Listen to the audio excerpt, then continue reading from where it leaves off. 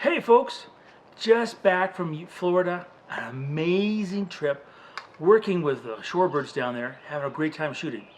Now this is one of the platforms that I used during that time. This is my Gitzo, and this is an antique. I don't even know what the number is anymore. It is the 5560 SGT. I mean, they've changed the number so many times. This is an actual old prototype. But it still works because I take time to take care of it. Now, how do I go about that? That's the point of this video. Now, before I left Florida, first thing I did is, so I'm out there working, right? Put the tripod down. So first thing I'm gonna do is I'm gonna take this leg, forward leg, I'm gonna push it into the sand, in the muck, okay? And this is all gonna be in water. Now, knowing it's gonna be in water, first thing I'm gonna do is this very last leg is extended all the way. Okay, putting this whole knuckle as far as I can away from the water. But it doesn't matter.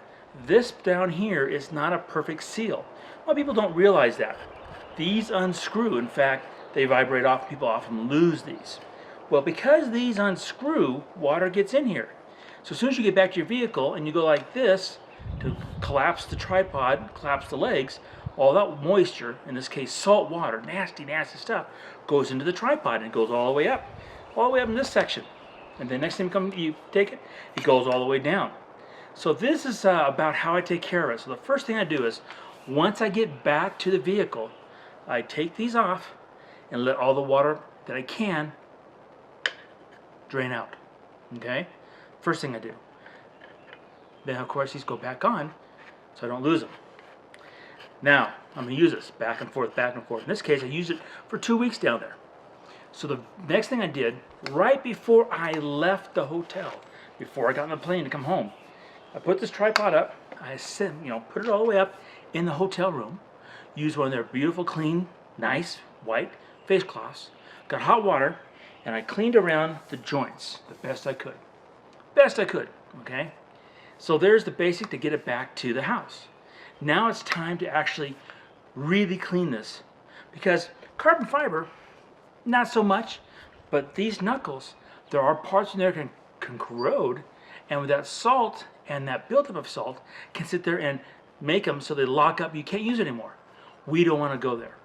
Okay, so I'm gonna extend every one of these tripod legs and clean every knuckle.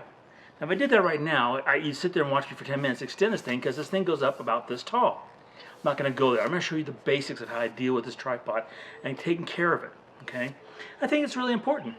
Now, if I were to open up one of these sections, and I know I did, because before I set up the video, I saw it, you can see there's still moisture in here, okay? These are sealed units.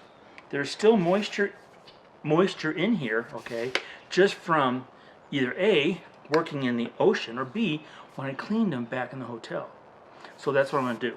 So what I'm going to do is I'm going to sit there and clean all these joints. I'm going to show you how I basically do it.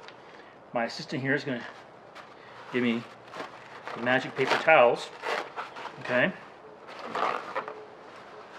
And then I'm going to use the very important rubbing alcohol. This is your basic 70%, okay? Ibuprofen rubbing alcohol. And what I'm going to do is I'm going to get this wet, okay? And then I'm going to wipe down the legs, and especially all the knuckles. And I'm going to go through every single knuckle. Now, just because I had, and this is my basic way of setting up this tripod. There's 3 a section, 2 in a section. Even though this is the way I did it, I'm going to go through each one of these step by step. I'm going to pop this open, and I'm going to loosen this. Why? Because this section right here might have some of that salt residue. I'm going to clean them. I'm going to wipe it off, okay?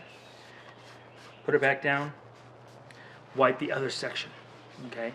And I'm going to do that for every single one of these. And I'm going to clean this. Take the time to do every single one of it. Now you can see, just from this, what's coming out. Now, let me get this wet again. Go to this next knuckle where I can see sand, and I can see a little bit of white, okay? And I know this white, okay, is salt residue. And I'm going to sit there and monkey and clean this one the same way. Loosen it up, pull it out. See, it's all wet. It's all wet, okay? Clean this joint, clean this joint. I'm going to get really in there, okay? Clean this leg. Get that salt residue off there. I'm going to do that for every single section. And I'll show you. That section there, even though it was in a part that was closed up, you can see what's in there. Okay? So this is the basic maintenance that I go through every time I use this tripod in a nasty environment. Now I'm working something like snow or freshwater, not so worried about the salt, but I'm sitting there and take time still to go and clean it up.